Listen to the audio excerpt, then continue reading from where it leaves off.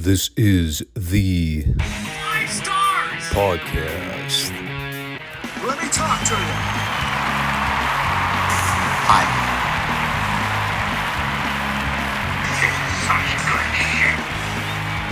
So, what do you guys want to talk about?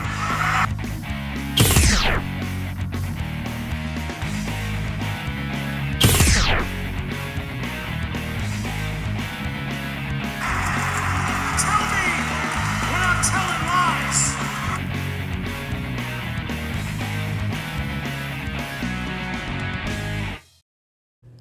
Thanks, guys. Back to you. Howdy, folks. We're back. Or should I say, I'm back. Here for another round of glorious podcasting. It is the Monday show, so you know what we're here to discuss. Quite frankly, one of the worst retro Raws I've seen in quite some time, which... well, I will get to that. Don't you worry.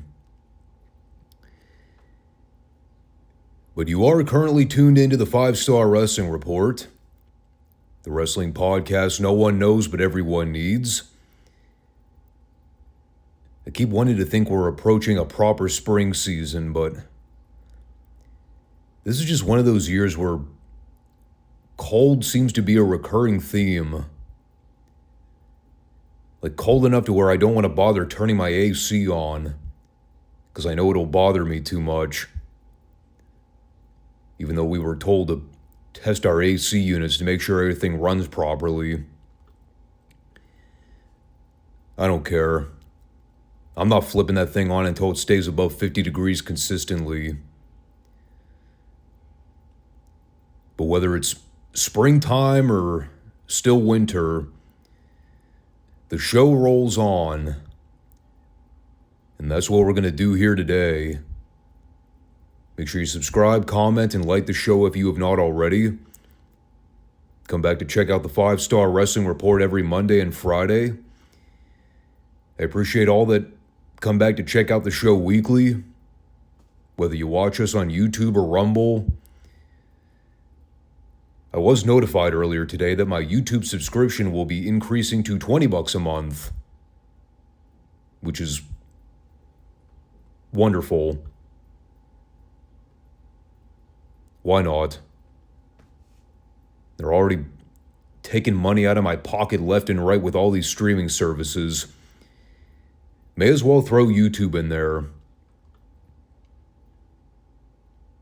I still have not been convinced that the Rumble Premium subscription is worth the investment. Even though I appreciate all the alternate streaming platforms and the ones that are trying to go counterculture to what YouTube's doing. But Rumble's still got way too many issues that need to work out before I consider any kind of premium upgrade. For one, fixing their website so that live streams don't crash out midway through.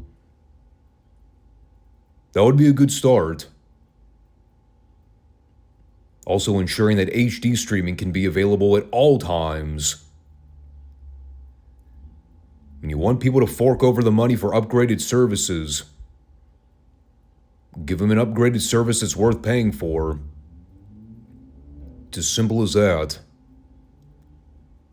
It's the same thing I used to complain about with Peacock when I used to watch the WWE PLEs. Random crashes, terrible video quality, audio getting out of sync. Basic things that made me ask, why exactly am I being charged to watch this when I can't even watch the damn thing properly? But I wasn't the only one in that bubble.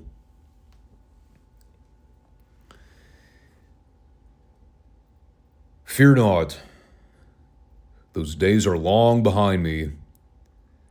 I'm done with the cock. And now it's me paying for Netflix, which I'm solely doing for streaming a lot of the retro WWF content, mainly the pay-per-views. So far, I've not run into many issues. We'll see how long that trend continues. But anyway, let's get going with the review, because boy, was this one a failure of epic proportions.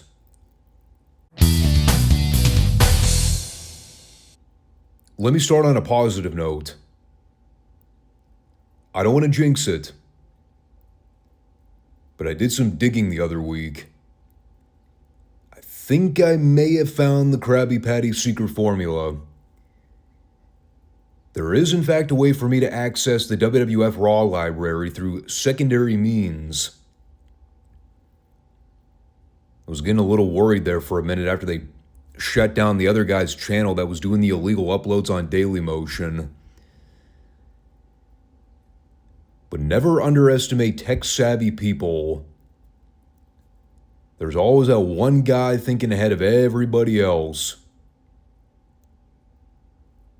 You know, that is until they get flagged because somebody reports their content as illegal. Not me. I'm keeping my mouth shut. For the time being, the Raw reviews roll on. Our Monday shows are no longer in grave jeopardy. My sanity, well, that's another conversation entirely. The jury's still out on how long I can actually withstand the horrors of the Monday Night War period. I'll probably be okay until Russo's booking becomes the forefront of every weekly show. At that point, it's all hands on deck. So this week was one of those simulcast deals.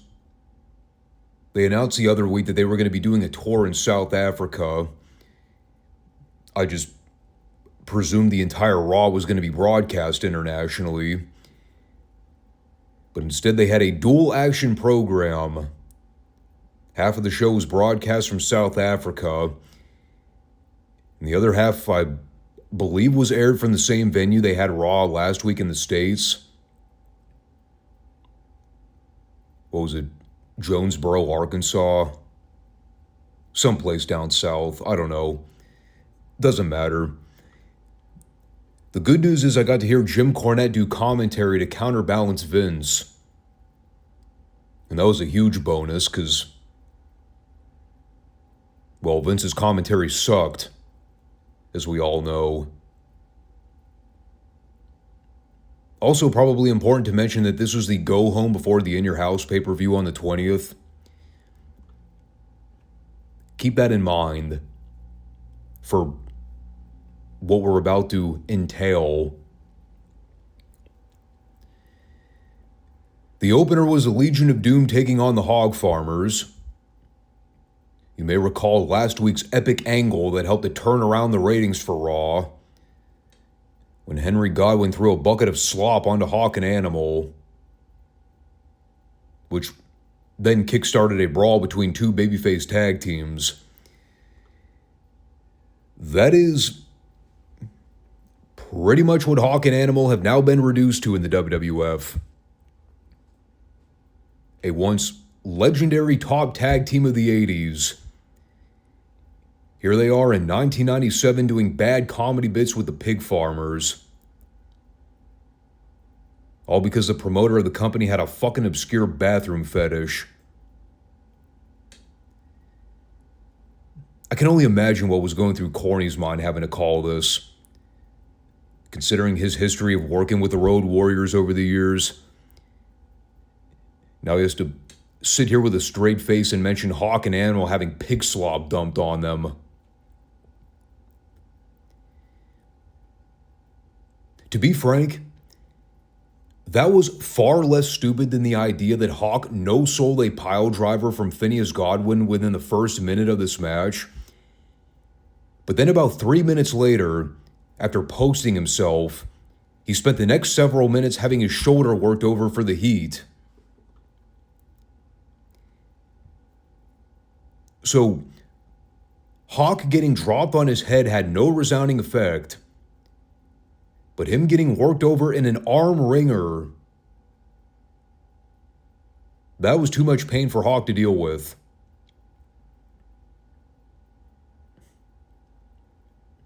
I'm just going to skip to the finish.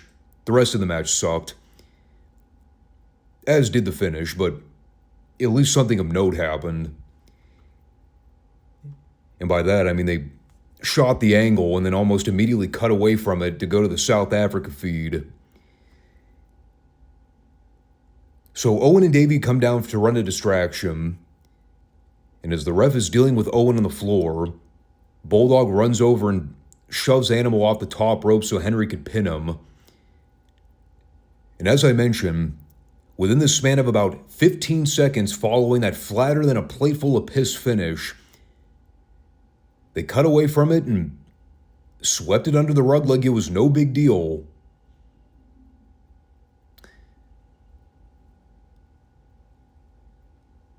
Let me stress, the Road Warriors got beaten by pinfall in the middle of the ring by the Hog Farmers.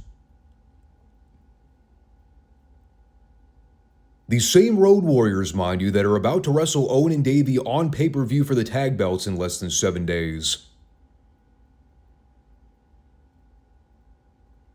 Yeah, they just blew that off like it was nothing.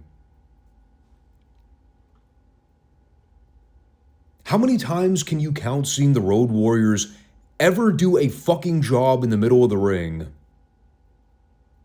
Regardless of it being clean or not.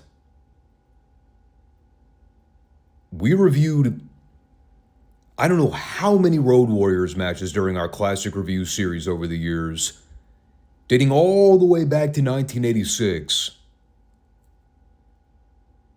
Actually, even before that. We covered some of their early work in Mid-South when they were still heels. It's hard to recall a time where we ever saw Hawk and Animal lose via pinfall. It was typically a rarity. Beating the Road Warriors wasn't necessarily something you saw all that frequently. But here, on Monday Night Raw in 1997,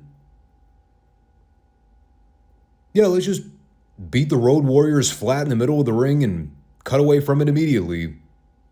Never to draw attention to it again.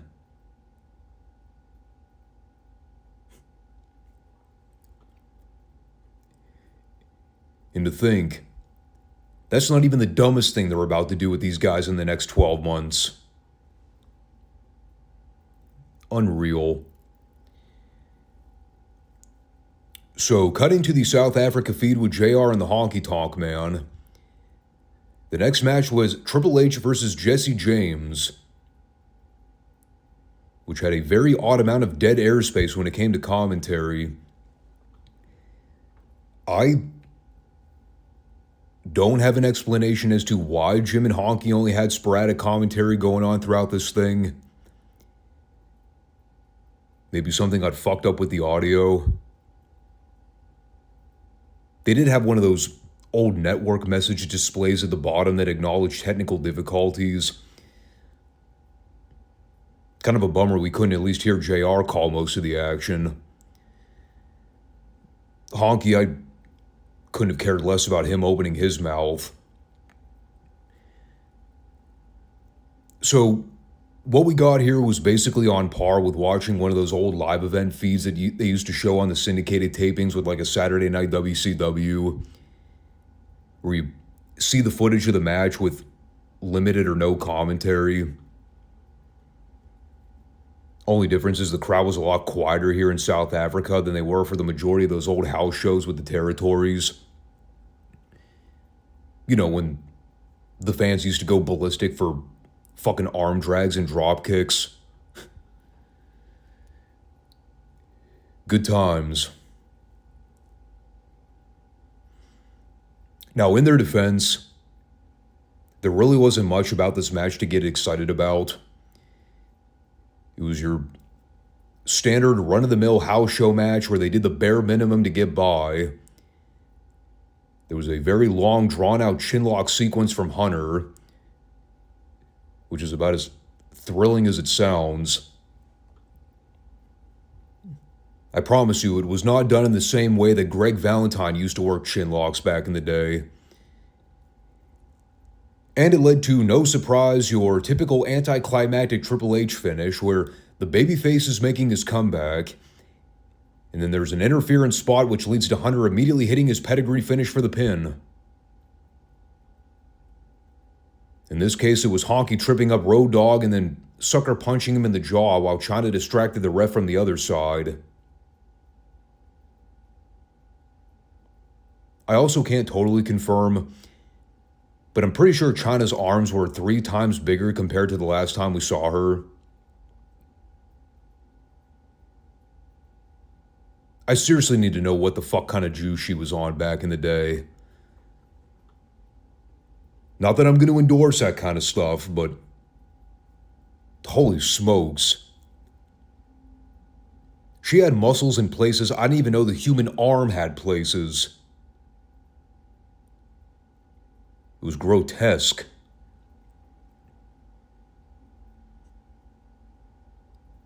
But yeah, this was what the South African fans were being exposed to overseas.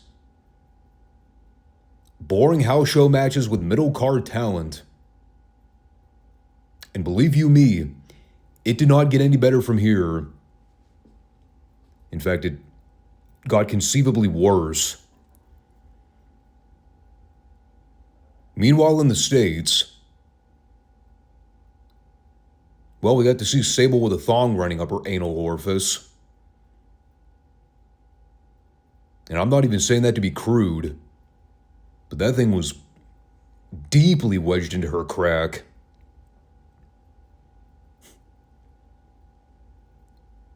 Hey, up to this point, it was the most eye-catching thing on the entire show. It was surely more attention-grabbing than having to sit through Rocky Maivia versus Savio Vega. And the unfortunate thing about this match is that they apparently got their audio issues sorted out, which in turn led to me having to hear Honky talk over JR the whole time on commentary. They showed Ahmed in a split screen watching from the back with a 2x4. Asked me whether or not I could understand a fucking word he said. You probably already know. The minute they started to plug the match with Crush later on, I almost turned the show off right there. I was like, you're telling me these poor South African attendees had to sit through fucking Crush versus Ahmed Johnson?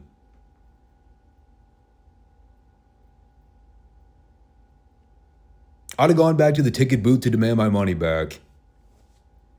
Fuck, dude. And that was before I saw the match. Holy shit.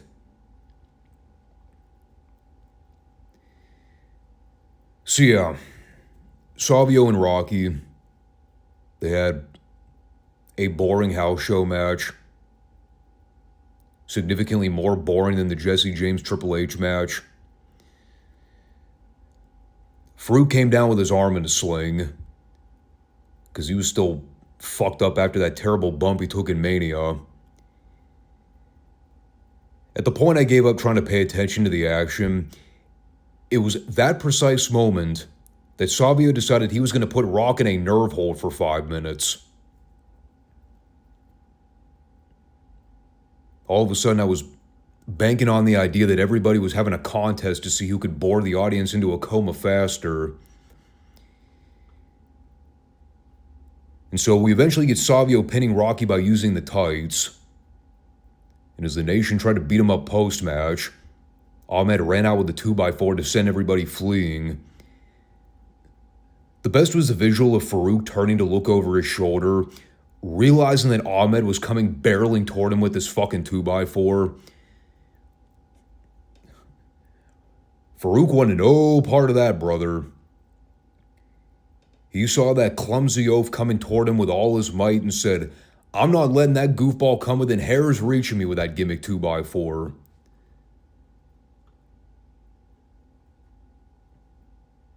By the way, I don't know if I've ever talked about this.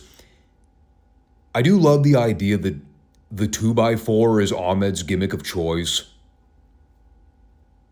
Like, how often have we seen him do this exact same run-in deal with the 2x4? Of all weapons,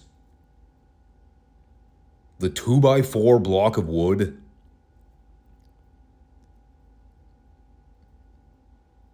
What, did he raid Hacksaw Duggan's locker on Nitro one week and say, "This'll work great to fend off those Nation guys"?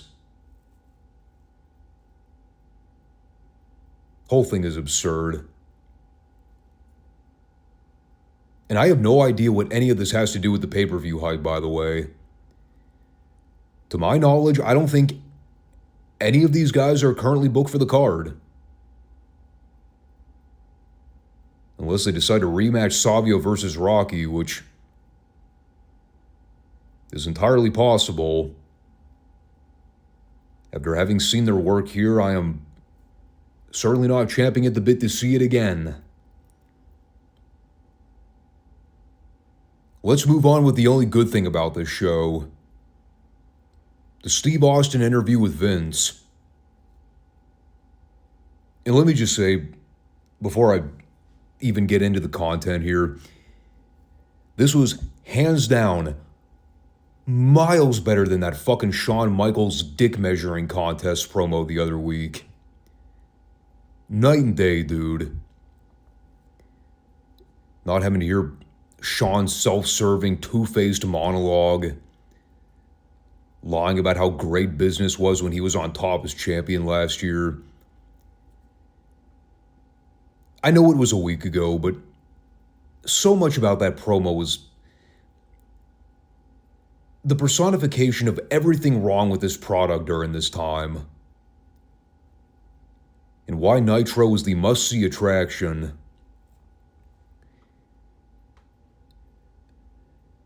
But Austin cut a damn good promo.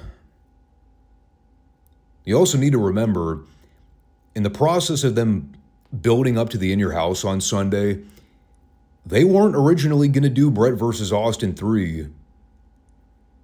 The game plan was Brett versus Sid. But as we all know from the other week, Sid took his ball and went home and no-showed Raw. So as a direct result of Austin demanding that Gorilla Monsoon give him Sid's spot in the pay-per-view match, didn't take a whole lot of negotiating for Austin to get his way. All he had to do was threaten to whip his ass. And so we talked here about how nobody's going to hold him back any longer. Not Brett, not Monsoon, not Vince. Talked about how Brett's done a lot of bitching and griping about getting screwed, but he doesn't know what getting screwed is like until Austin's the one dishing out the punishment. And as far as the pay-per-view goes, Austin vows one thing, and that's him whipping Bret Hart's ass. To which Vince then finished off Steve's catchphrase by going, "And that is the bottom line because Stone Cold said so."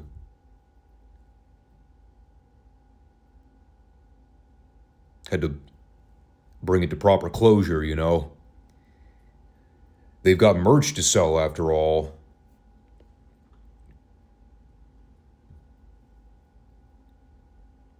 Yeah, like I said, not even close. Easily the best thing on Raw this week. And it really was a very standard cut and dry Raw segment. There really wasn't anything special or remarkable about it. In terms of Austin promos, it certainly didn't rank among the all-time greats. But it wound up being the only redeeming part of this absolutely appalling go-home show. Then, of course, it was right back into the doldrums with more boring wrestling in South Africa. We had Goldust versus the Sultan. I was contemplating what would have been more worthwhile, watching this match or bleaching my eyes with Clorox. I settled with watching the match. I now regret my decision.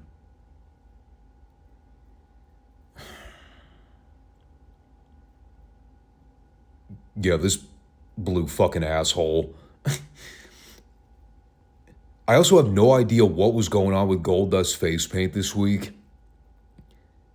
Like, apparently he decided he wanted to be a leopard at first and then gave up halfway through the painting process. It was either that or he was going for the backwards dusty polka dot look.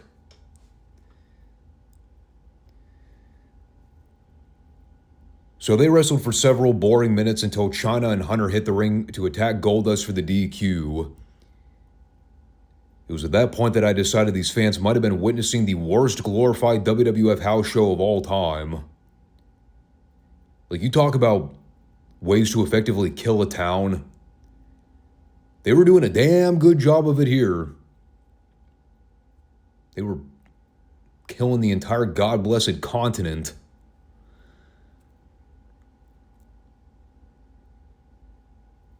I've honestly got nothing else productive to add. This fucking Hunter Goldust feud, it has beyond go-away heat with me. Like, it has now gotten to the stage where anytime I see them involved on TV, I immediately tune out. There's beating a dead horse, and then there's taking the beaten dead horse, kicking it in the ribcage over and over again, and then pissing in its mouth while it's down. That is where I'm at with this program. And at the rate they're going, I'm sure we'll be seeing this match at least another 15 times before the end of the year. And the key is that Hunter still would not have done a fucking job in the program. And so, well, naturally, the show's already gone completely off the rails by this point. Why not? May as well continue the trend by trotting out the fucking headbangers for a TV match. Couldn't have made the show any worse. If only that were true.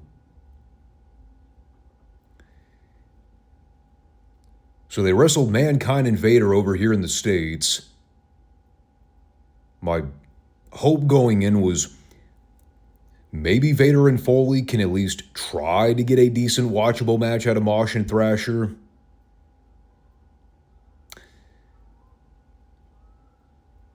I still had too much faith.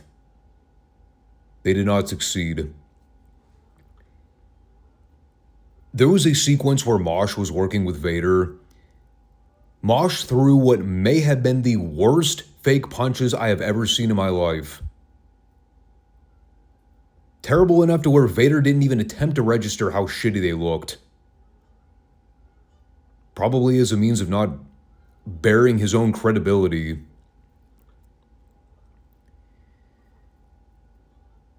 There was some obviously canned-in Cornette commentary when he went to plug the Mankind Undertaker match for the pay-per-view.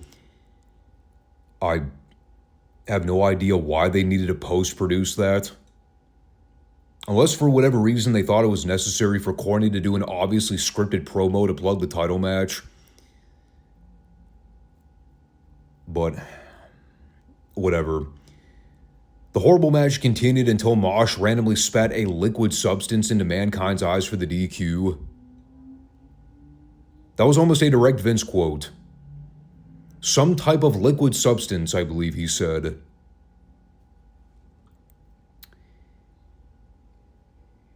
Yes, because God forbid we couldn't have the challenger for the world fucking title get a TV win over the fucking Headbangers a week before the title match. No, we had to do the DQ finish. Because the Headbangers can't be doing jobs after all. They must be protected. for reasons that only made sense to the people booking this stupid show.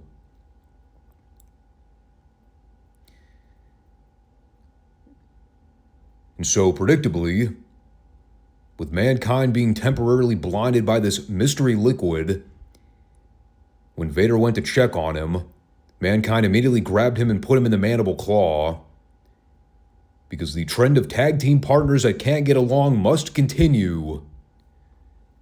Another fucking Russo fetish.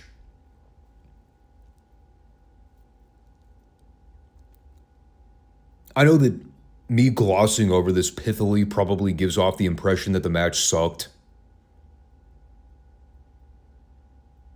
It did. Moreover, it was one of those things where I was so beyond fed up with the show by this point. They could have set Mankind on fire in the middle of the ring. I still wouldn't have given a flying fuck. Show was beyond reproach at this point. They also had Taker's disembodied voice cut a promo, vowing that Mankind would burn in hell on Sunday. Or something to that effect. It was spoopy. I still didn't give a shit.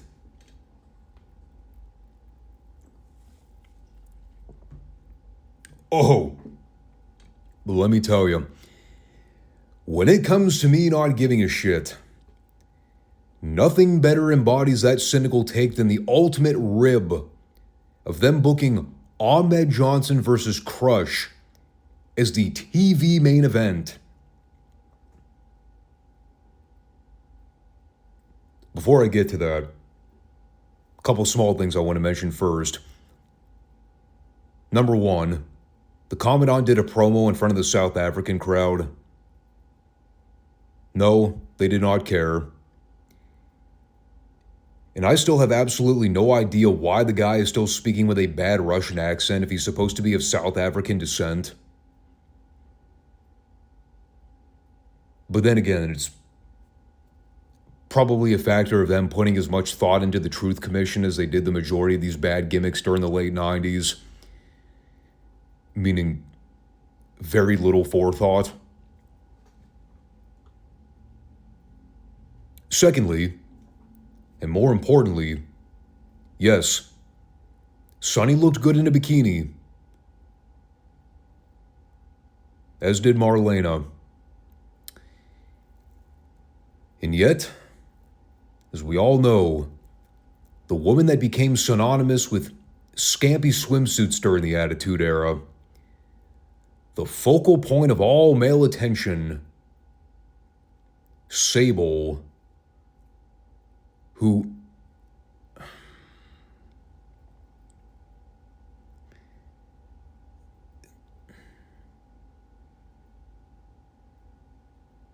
I'm sorry, but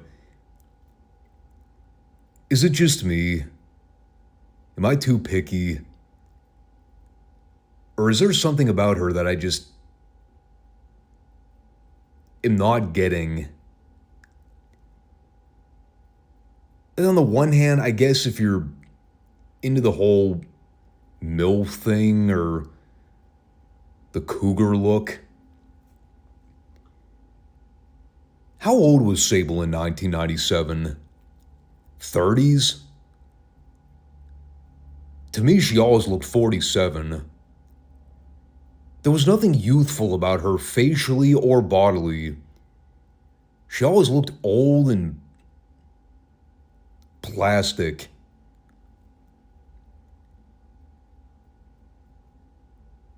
I mean, there's a type for everyone, I guess. But I just never got her, man. Between that and the fact that she was a fucking charisma vacuum,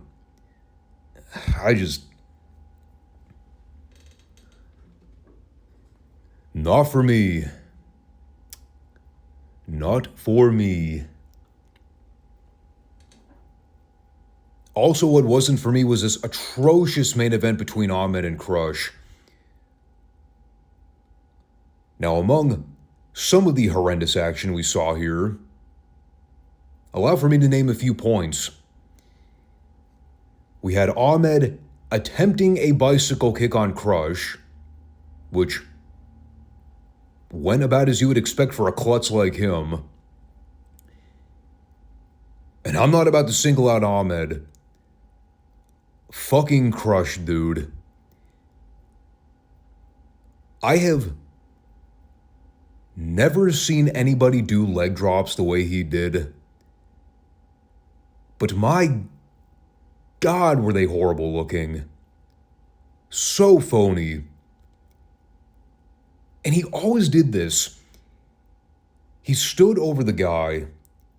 He grabbed his right hamstring with his hand. And then he proceeded to drop with absolutely no leap or takeoff.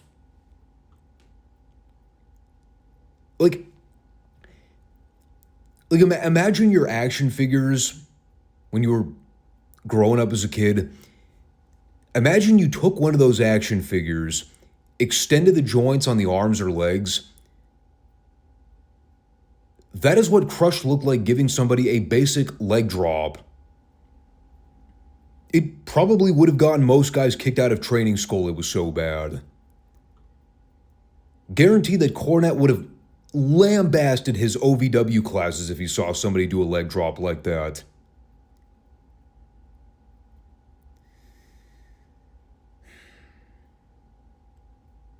We had Crush working over Ahmed's kidneys during the commercial break. Working over to the extent that Ahmed knew how to sell having his kidneys worked over.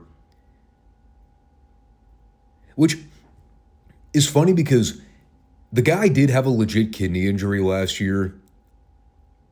You'd think he might actually know what real kidney pain looks like. Try to at least partially sell it. There was a tremendously epic spot where Ahmed went to give Crush a leaping elbow drop off the ropes, completely fucking missed him by 1.5 miles, and instead fell on top of Crush's head with his ass. It was so horrible, I went back and watched it like 8 times and laughed every single time. God, Ahmed was so atrocious. How do you pull something like that off? I'm going to run at you and give you an elbow drop, but I am so uncoordinated that I use my entire body, still miss you, yet somehow land with my ass on your face. That is a skill of suck that you truly cannot teach. Like you are just naturally that unathletic to where you can fuck something like that up.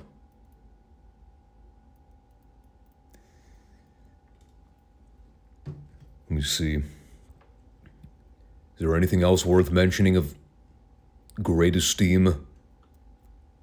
Aside from boring chin lock sequences and sloppy punches. Well, I'll just talk about what happened at the end so I can bring this train wreck to closure.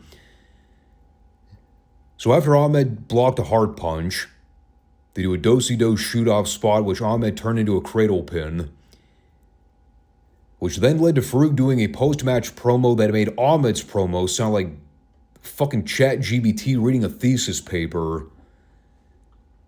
I had so much trouble trying to comprehend what the hell it was he was saying. Between the bad audio and just mumble-mouthing his way through the promo, I believe the message was, if Ahmed can beat all the Nation guys single-handedly, then Farouk will relinquish the current Nation members.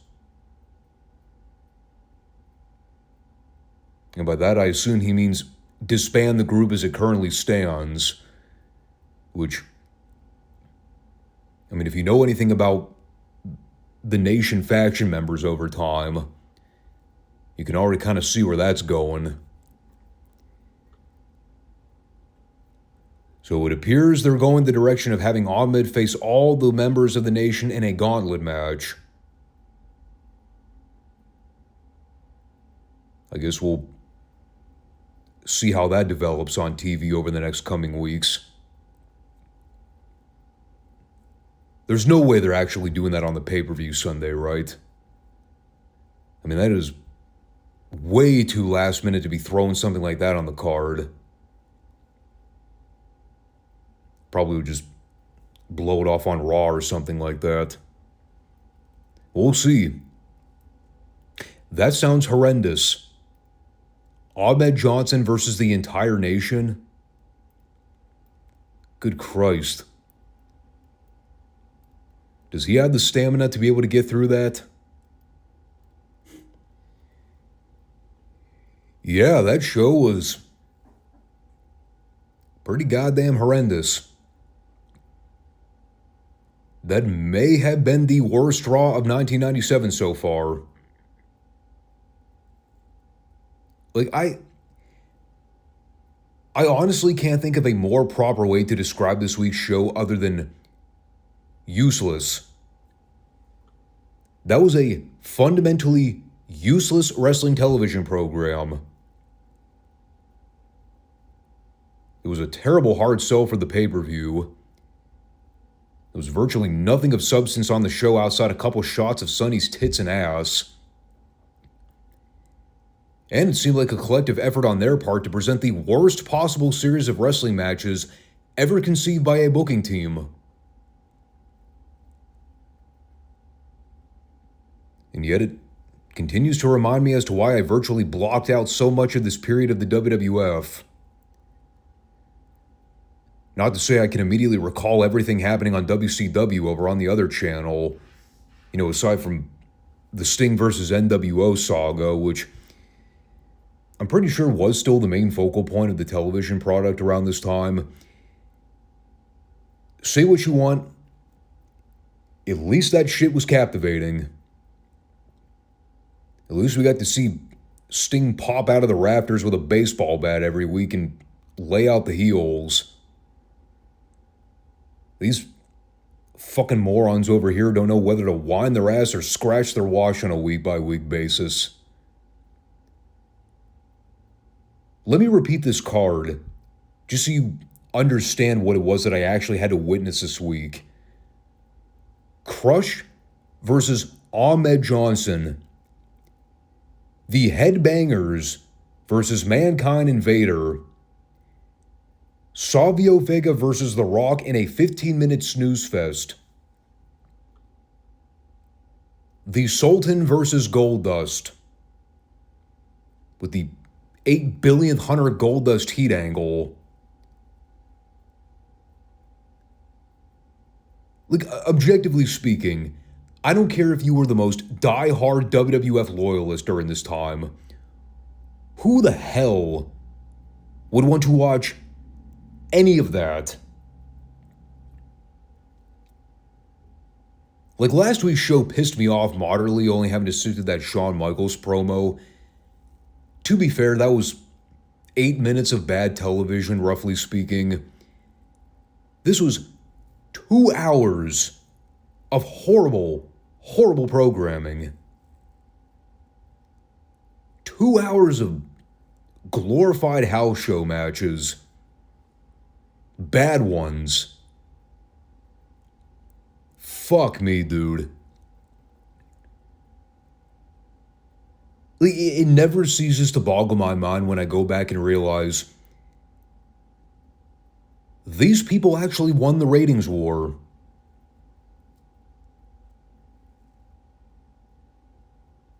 I mean, in hindsight, it probably should not have surprised me. I mean, WCW had already proven throughout their history that they couldn't run a proper business if their lives depended on it. But like, even having suffered through the dark periods of WCW, especially under the Jim Herd era, silly to think I would have actually had faith during the Monday Night Wars. That they would have eventually figured things out and managed to run Vince out of business. live and learn, I guess. We'll see if next week's show is as bad. We'll see if I even have time to actually review Raw next week. Because I know for a fact we're doing the pay-per-view recap. I gotta see if I have enough time afterward to even watch Retro Raw. Probably not knowing the trend I'm on, but we'll see. I still have to get through watching the rest of the WCW show in preparation for Friday's podcast. So I'm going to get out of here and try to get a head start on editing if I can. Thanks all for tuning into this train wreck. We'll catch you all on the next ride. Take care all. Peace out.